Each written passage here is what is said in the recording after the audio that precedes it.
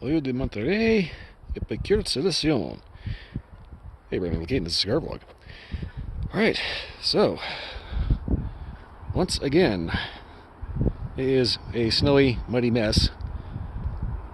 I got a cigar that I have never had before, and know precisely bupkis about. Which is actually kind of how I like it, because I don't have any preconceived ideas about what is actually supposed to be in here. Also, my lighting is a little borked because I'm trying not to walk in the shadow. But anyway, Hoya de Monterrey, one of those lines that's been around for a long time. Not too sure who owns them now. I'm going to kind of say the Altadas or General, because they kind of own everything. But I think they still operate factories in Cuba. I think. Don't quote me on that. But this is clearly not Cuban. I'm not too sure where it's from. I want to say Honduras, but I could be wrong on that. Anyway, that kind of doesn't really matter. What does matter, what does it taste like? So seeing as I need both hands, I'm going to have to go ahead and cut and light off screen, off camera. Because I don't really have anywhere to set up. So, give me a shake here, and we'll get things rocking and rolling. Provided, of course, some goofball doesn't come out and try to run over me with a bicycle.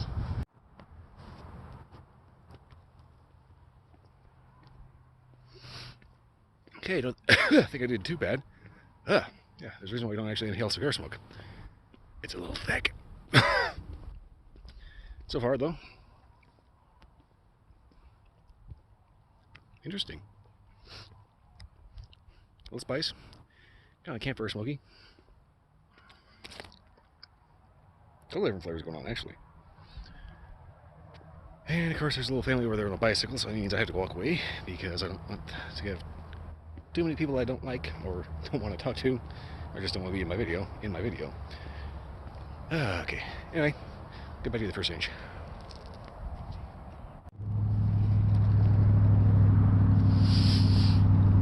Okay. Hopefully, everybody and their brothers, uncles, second cousins, twice removed isn't going to go out walking the dog. So about an inch in, I've had a little bit of a burn issue here. That's just part of my light because I thought I was doing it right. I kind of screwed up a little bit. But anyway, flavors. A little picante. A little earthiness, a little sweet. Very subtle sweet. Ooh, boy, do not retrohale this. Ooh. Oh, that's spicy. That'll set your sinuses on fire. Good Lord. Don't do that. Don't do that. Ooh. A lot of different flavors going on in here, but predominant ones. Big, bold, spicy. This one's definitely got a little bit of oomph behind it.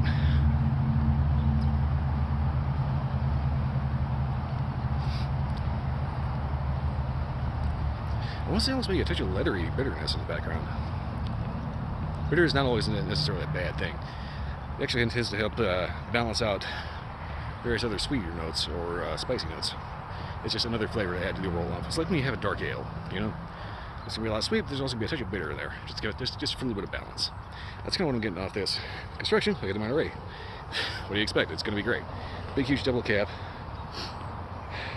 Now finally I can just get my light unfoobarred. Well, I'm going to go ahead and yank this band before the next update because this is super duper loose and like about ready to just shoot the cigar straight out of there. Hello, coyote turd. It's kind of a funny thing about it. Everybody around here walks a dog, but they always have enough sense to clean up after it. Coyotes, they don't care. They all squat on gnarly one right in the middle of the road. For some reason, there's always like chunks of berries and stuff in it, which is weird.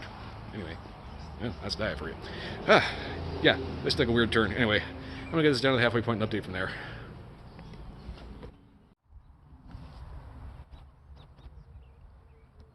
Normally I try to wait for the ash to flop off, but it looks like a pretty good halfway point to me. It's hanging on like a champ. So if you're into long ash, this is a good contender. Alright, so after the first inch, flavors definitely kind of mellowed out and kind of came to a little bit more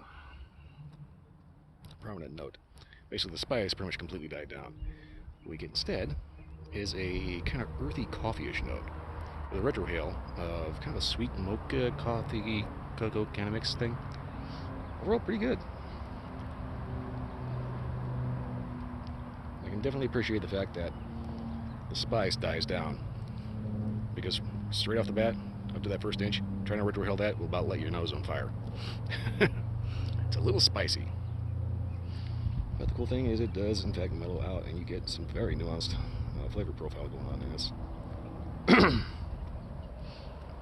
And, of course, nice sunny day. There's at least a dozen people out walking the dog. Anyway, that ash is just hanging on for dear life.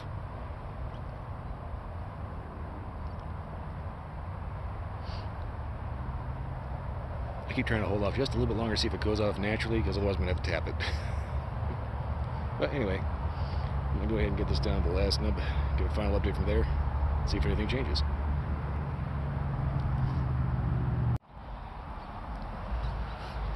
Okie doke. About as good a point to wrap this up as any, considering I'm running out of room to hold it. So far, flavors start off really, really spicy.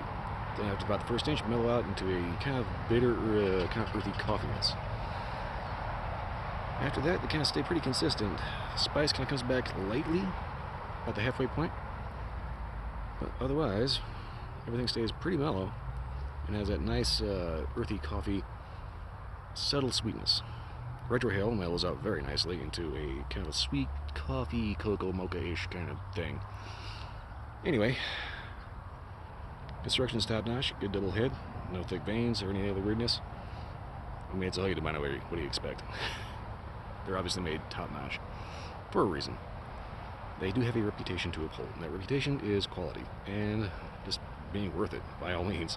If you can get a hold of these on the cheap, by all means, jump on them. That said, box brand new can get a little pricey. Well, it kind of comes down to where you live and what your regulations are, truth be told.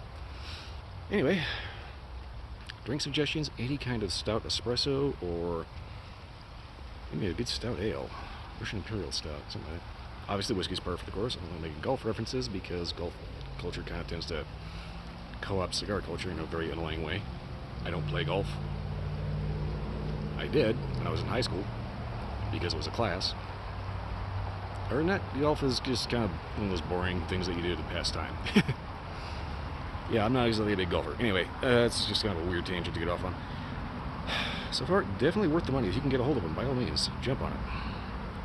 Other than that, all I gotta say is that these are kind of a classic cigar, and they're classic for a reason. They're good. Other than that, that's pretty much it for this. If you like this review, like, subscribe, leave a comment, let me know if you had any kind of different experience. Check out my Twitch stream Sunday to Friday night, 10 p.m. to 2 a.m. That's all I got for this one.